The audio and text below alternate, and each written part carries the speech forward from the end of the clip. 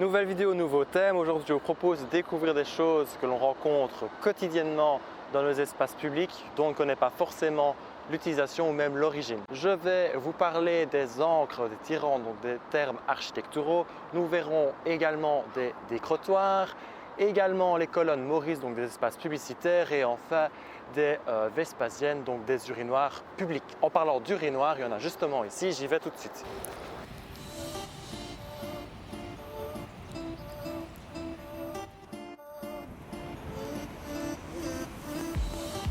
Donc ceci, c'est ce qu'on appelle une Vespasienne. Son nom provient de l'empereur Vespasien, donc empereur romain. On rigolait de lui à l'époque avec sa taxe sur l'urine. Donc l'urine à l'époque, donc à l'Antiquité, était déjà utilisée à des fins de nettoyage, nettoyer le textile, préparé également pour les teintures. L'empereur décide de se faire de l'argent sur l'urine. On se moque de lui et l'empereur répond que l'argent n'a pas d'odeur. Ça apparaît à Paris, donc à Paris il y a souvent les premières innovations. Ici, la Vespasienne n'a rien de particulier, ça sert uniquement d'urinoir, enfin, c'est le but premier. Mais je vous propose maintenant de découvrir à Verviers quelques-unes de ces Vespasiennes qui sont beaucoup plus des œuvres d'art que de simples urinoirs. Cette Vespasienne, avec son apparence de petite bâtisse néoclassique, s'apparente davantage à un monument qu'à un urinoir public. Celle-ci est construite probablement entre 1873 et 1878 lors des travaux d'aménagement du quartier bourgeois de l'Immobilière. Ou encore ces deux-ci dans un style différent mais où une attention particulière est apportée à leur esthétique. En plus d'être des urinoirs, c'est également des espaces publicitaires. Donc, quelques années après l'apparition des Vespasiennes à Paris, on commence à placarder celles-ci de publicité. Mais bon, ça n'attirait pas grand monde, s'approcher et sentir l'urine. Donc assez vite, ces deux éléments, donc publicité, urinoir, vont se dissocier. Et d'abord à Berlin en 1855, puis quelques années plus tard à Paris, apparaissent les premières colonnes dédiées à la publicité. À Paris, ces colonnes portent le nom de leur inventeur, Gabriel Maurice. Avec ce matériel urbain de nouveau genre, l'imprimeur parisien résout le problème de la publicité invasive.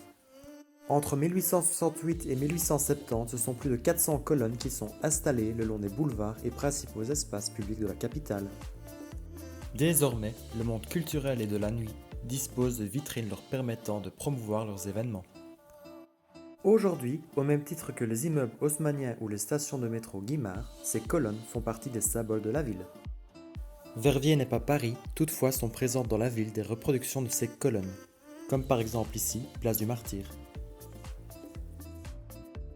À Liège également, des colonnes, bien que moins esthétiques, remplissent le même rôle, comme par exemple ici au début de l'avenue Blondin. Ici on change tout à fait de registre, cet élément vous dit-il quelque chose?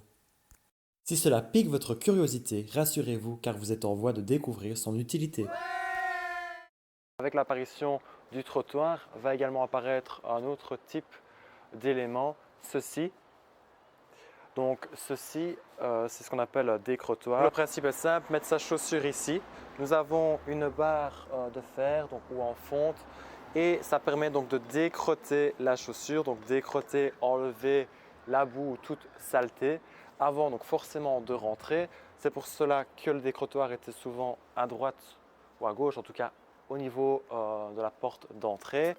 À l'origine simplement scellé dans le trottoir, le décrotoir constitué d'une simple lame de fer va être interdit.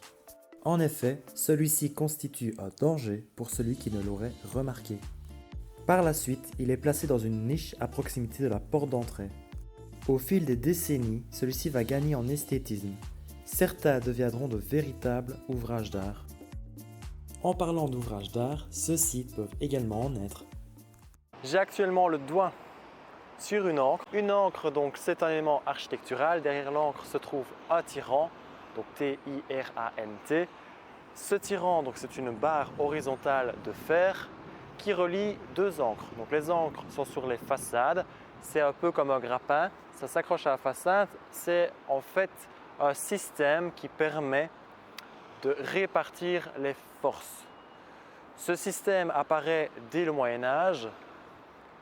Ça permet en fait d'éviter que les murs ne s'affaissent. Donc des deux côtés, les ancres vont maintenir les murs et le tirant, donc la barre qui va joindre ces deux ancres, va permettre d'avoir en quelque sorte un équilibre. Donc les murs vont rester droits. Alors ici, cette ancre-ci, je ne sais pas si elle a réellement cette utilité ou si elle est purement décorative. Ces éléments sont assez variés. On aura parfois une croix, un chiffre, une lettre X, Y, Z ou alors toute autre forme. Ça permet en quelque sorte d'égayer les façades des bâtiments. Maintenant, découvrons quelques exemples à Liège et à Verviers.